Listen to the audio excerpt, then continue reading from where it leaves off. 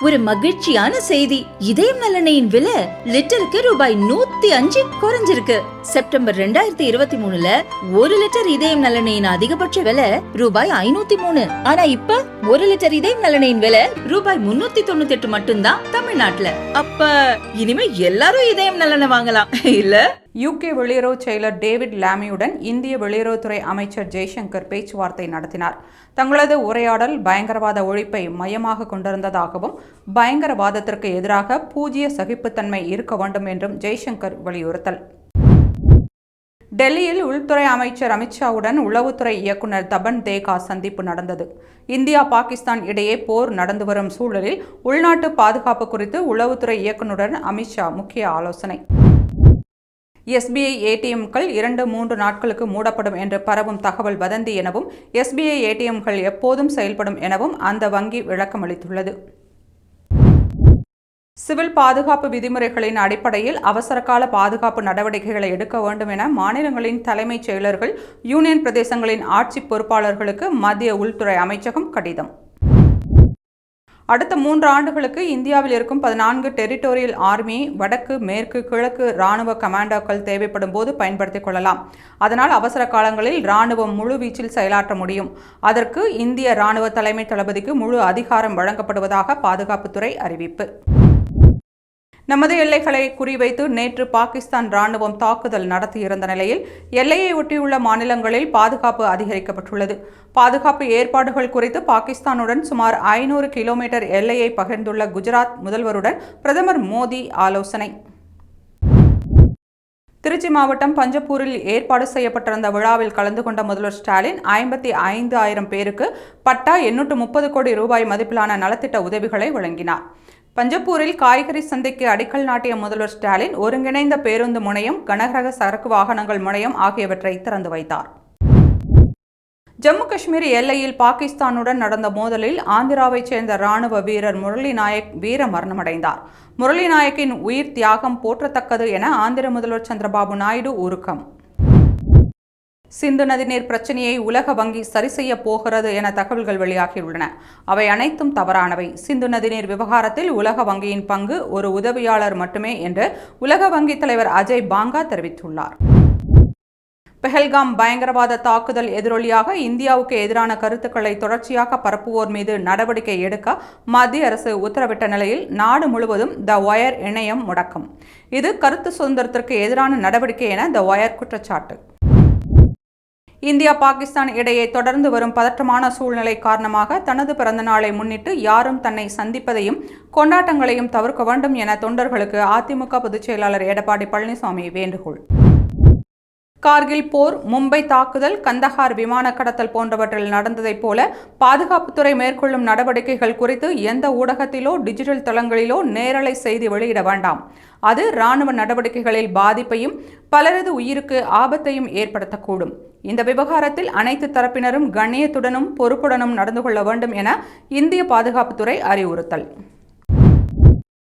இரு நாடுகளுக்கிடையே பதற்றம் அதிகரித்துள்ள நிலையில் மருத்துவ உட்கட்டமைப்புகள், முன்னேற்பாடுகள் குறித்து அதிகாரிகளுடன் மத்திய சுகாதாரத்துறை அமைச்சர் JP நட்டா ஆலோசித்துள்ளார். பயங்கரவாத தாக்குதலுக்கு எதிர்வினையாக இந்தியா ஆபரேஷன் சிந்தூர் நடத்திய பிறகு இந்தியாவின் பல நகரங்களை தாக்க பாகிஸ்தான் முற்பட்ட நிலையில் அதனை முறியடித்து மக்களை காத்து வரும் இராணுவ படைகளுக்கு வாழ்த்துக்கள் என எதிர்க்கட்சித் தலைவர் எடப்பாடி பழனிசாமி தெரிவித்தார்.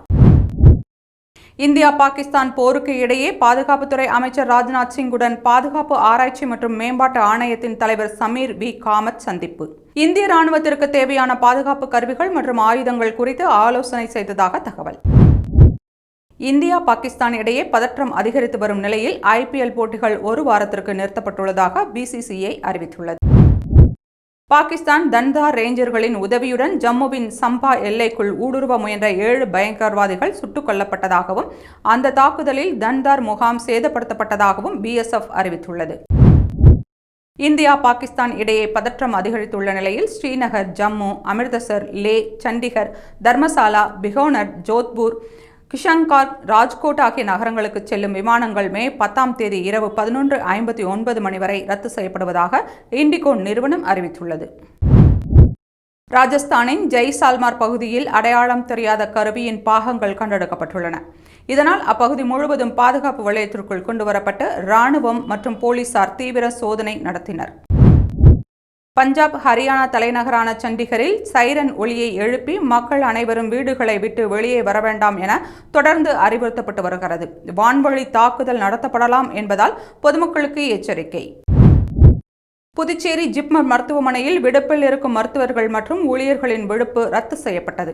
வெளியூரில் இருப்பவர்கள் மே 13ஆம் தேதிக்குள் பணிக்கு திரும்ப வேண்டும் என்றும், மே 17ஆம் தேதி தொடங்க இருந்த 2ஆம் கட்ட கோடைக்கால விடுமுறையும் ரத்து செய்யப்படுகிறது என்றும் ஜிப்மர் மருத்துவமனை நிர்வாகம் அறிவிப்பு. தேர்வில் தோல்வி அடைந்த மாணவர்களை துவண்டு விடாதீர்கள். 12ஆம் வகுப்பு தேர்வில் தோல்வியடைந்த மாணவர்கள் மீண்டும் வெற்றி பெற்று உயர்கல்வியில் சேர வேண்டும். உடனடியாக துணைத் தேர்வு எழுதி மாணவர்கள் வெற்றி பெற வேண்டும். மாணவர்களுக்கு அதற்கான வாய்ப்புகளை தமிழக அரசு உறுதி செய்துள்ளது என்று முதல்வர் ஸ்டாலின் தெரிவித்துள்ளார்.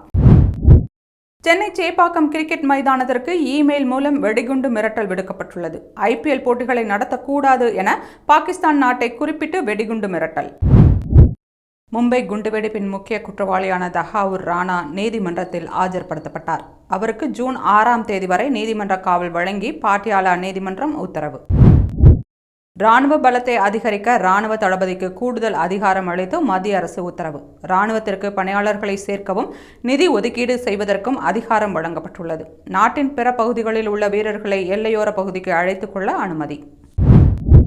எல்லை பாதுகாப்பு படை இயக்குநருடன் மத்திய உள்துறை அமைச்சர் அமித்ஷா ஆலோசனை. எல்லையில் நிலவும் சூழல், விமான நிலைய முன்னேற்பாடுகள் குறித்து அமித்ஷா ஆலோசனை. முப்படை தளபதிகளுடன் மத்திய பாதுகாப்புத்துறை அமைச்சர் ராஜ்நாத் சிங் ஆலோசனை. அடுத்த கட்ட நடவடிக்கைகள் குறித்து ராணுவ தளபதி உபேந்திரா திவேதி, கடற்படை தளபதி தினேஷ் திரிபாதி, விமானப்படை தளபதி AP சிங் ஆகியோருடன் ராஜ்நாத் சிங் ஆலோசனை. தேசிய கல்விக் கொள்கையை தமிழகத்தில் அமல்படுத்த கோரிய மனுவை தள்ளுபடி செய்தது உச்சநீதிமன்றம். மாநில அரசு தேசிய கல்விக் கொள்கையை செயல்படுத்தாதது மக்களின் அடிப்படை உரிமையை மீறும் செயல் அல்ல எனவும் உச்சநீதிமன்றம் கருத்து. காஷ்மீரில் படித்து வரும் தமிழக மாணவர்களுக்கான உதவி எண்களை தமிழக அரசு அறிவித்துள்ளது. 7550331992 8069009901 மற்றொரு எண் 8069009900 ஆகிய உதவி எண்களை அயலக தமிழர் நல வாரியம் வெளியிட்டுள்ளது. இந்தியா பாகிஸ்தான் போர் பதற்றம் காரணமாக மே 9 முதல் மே 14ஆம் தேதி வரை நடத்தப்பட இருந்த CA தேர்வுகள் ஒத்திவைப்பு. மாற்றப்பட்ட தேதிகள் பின்னர் அறிவிக்கப்படும் என்று அறிவிப்பு. குஜராத், பஞ்சாப், ராஜஸ்தான் ஆகிய 3 மாநில முதல்வர்களுடன் பிரதமர் மோடி ஆலோசனை. போர் பதற்றம் நிலவுவதால் எல்லையோர நிலைமை குறித்து பிரதமர் மோடி கேட்டறிந்தார். இந்தியா பாகிஸ்தான் போர் பதற்றம் காரணமாக டெல்லியில் 138 விமான சேவைகள் இன்று ரத்து செய்யப்பட்டன. நேற்றிரவு பாகிஸ்தான் நடத்திய தாக்குதலில் துருக்கியைச் சேர்ந்த ட்ரோன்கள் பயன்படுத்தப்பட்டன. பயணிகள் விமானங்களை கேடயமாக பயன்படுத்தி பாகிஸ்தான் தாக்குதல் நடத்தியது என வெளியுறவு அமைச்சக செய்தி தொடர்பாளர் சந்திப்பில் இந்தியா தகவல். இந்தியா பாகிஸ்தான் போர் பதற்ற சூழலில் இந்தியாவில் அரிசி, கோதுமை போதிய அளவில் கையிருப்பில் உள்ளது. பருப்பு உள்ளிட்ட தானியங்களும் தேவையான அளவு இருப்பில் உள்ளன என்று மத்திய அமைச்சர் சிவராஜ் சிங் சௌஹான் தகவல். வங்கிகள் மற்றும் நிதி நிறுவனங்களின் சைபர் பாதுகாப்பு குறித்து மத்திய நிதியமைச்சர் நிர்மலா சீதாராமன் ஆலோசனை. இந்தியா பாகிஸ்தான் போர் பதற்ற சூழலை தொடர்ந்து ஆலோசனை நடைபெற்றது. நாடு முழுவதும் பெட்ரோல், டீசல், கேஸ் சிலிண்டர் தட்டுப்பாடு இருக்காது. போதுமான விநியோகம் உள்ளதால் நாடு முழுவதும் போதிய அளவுக்கு எரிபொருள் கையிருப்பு உள்ளது. பீதியில் பெட்ரோல், டீசலை தேவைக்கு அதிகமாக வாங்கி இருப்பு வைக்க வேண்டாம் என இந்தியன் ஆயில் நிறுவனம் தெரிவித்துள்ளது. பஞ்சாபின் ஹோசியார்பூரில் பாகிஸ்தானின் ஏவுகணை விழுந்துள்ளது. பாகிஸ்தானின் போர் விமானமான J-10 அல்லது JF-17 இருந்து இந்த ஏவுகணை வந்திருக்கலாம் என தகவல். சுமார் 100 கிலோமீட்டர் தூரத்தில் இருந்து பறந்து வந்து விழுந்த ஏவுகணையை அதிகாரிகள் ஆய்வு செய்தனர். போர் பதற்றத்தை அடுத்து ஜம்மு மற்றும் உத்தம்பூரில் இருந்து சிறப்பு ரயில்கள் இயக்கம். விமான நிலையங்கள் முன்னெச்சரிக்கையாக மூடப்பட்டுள்ளதால் பயணிகளுக்காக சிறப்பு ரயில் இயக்க திட்டம். 20 பெட்டிகளை கொண்ட வந்தே பாரத் ரயில் உத்தம்பூரில் இருந்து இயக்கப்பட உள்ளது. கர்தார்பூர் குருத்வாராவை இந்திய ட்ரோன்கள் தாக்க முயன்றதாக பொய் பிரச்சாரம் செய்து அதற்கு மத சாயம் பூசுவதற்கு பாகிஸ்தான் முயல்கிறது. இப்போது கர்தார்பூர் சேவை இந்தியாவால் நிறுத்தப்பட்டுள்ளது என வெளியுறவு செயலாளர் விக்ரம் மிஸ்ரி தெரிவித்தார். இந்தியர்கள் மீது தாக்குதல் நடத்தவில்லை என பாகிஸ்தான் கூறுவது அபத்தமானது. காஷ்மீரின் பூஞ்சில் உள்ள குருத்வாராக்கள் மற்றும் பள்ளிகளை குறிவைத்து பாகிஸ்தான் தாக்குதல் நடத்தியது என்று வெளியுறவுத்துறை செயலர் விக்ரம் மிஸ்ரி கூறினார். எல்லைப் பகுதியில் போர் நிறுத்த ஒப்பந்தத்தை மீறி இந்தியா மீது பாகிஸ்தான் தாக்குதல் நடத்தியது. நேற்று இரவு இந்தியாவின் 26 நிலைகளை குறிவைத்து தாக்க முயன்றது. பாகிஸ்தானின் ட்ரோன்களை இந்தியா சுட்டு வீழ்த்தியது என்று ராணுவ கர்னல் சோஃபியா குரோஷி விளக்கம். துருக்கியின் தயாரிப்பான ட்ரோன்களை பயன்படுத்தி கட்டுப்பாட்டு எல்லைக்கோடு சர்வதேச எல்லையில் உள்ள நிலைகளை குறிவைத்து பாகிஸ்தான் ராணுவம் தாக்கியது. அவைகளை இந்தியா வழிமறித்து அழித்தது என்று விங் கமாண்டர் வியோமிகா சிங் தெரிவித்துள்ளார். வடமேற்கு எல்லையில் பதற்றமான சூழல் காரணமாக வங்கதேச எல்லையில் உள்ள மேகாலயா மாநிலத்தில் 2 மாதங்களுக்கு இரவு நேர ஊரடங்கு பிறப்பித்தது உத்தரவு. புதிய ஒருங்கிணைந்த மினி பேருந்து திட்டம் ஜூன் 15ஆம் தேதி முதல் அமலுக்கு வரும் என தமிழக அரசு அறிவித்துள்ளது. முதற்கட்டமாக 1842 மினி பேருந்துகள் சேவைக்கு அனுமதி. இக்கட்டான நேரத்தில் நாட்டை பாதுகாத்து அரணாக நிற்கும் ராணுவ வீரர்களுக்கு துணை நிற்போம். இந்த ஹீரோக்களுக்கு என்றென்றும் கடமைப்பட்டுள்ளோம். ராணுவ வீரர்கள் மற்றும் அவர்களின் குடும்பத்தின் தியாகங்களுக்கு மனமார்ந்த நன்றி. ஜெய்ஹிந்த் என்று இந்திய கிரிக்கெட் வீரர் விராட் கோலி கருத்து. பாகிஸ்தானுக்கு நிதி வழங்குவதை நிறுத்த IMF-ஐ இந்தியா நாடியுள்ளது. ஆபரேஷன் சிந்தூர் பற்றி அமெரிக்காவிடம் எடுத்துரைத்துள்ளோம். பயங்கரவாதத்திற்கு எதிரான இந்த நடவடிக்கைக்கு அமெரிக்கா, பிரிட்டன் ஆதரவு தெரிவித்துள்ளதாக வெளியுறவு செயலர் விக்ரம் மிஸ்ரி தகவல்.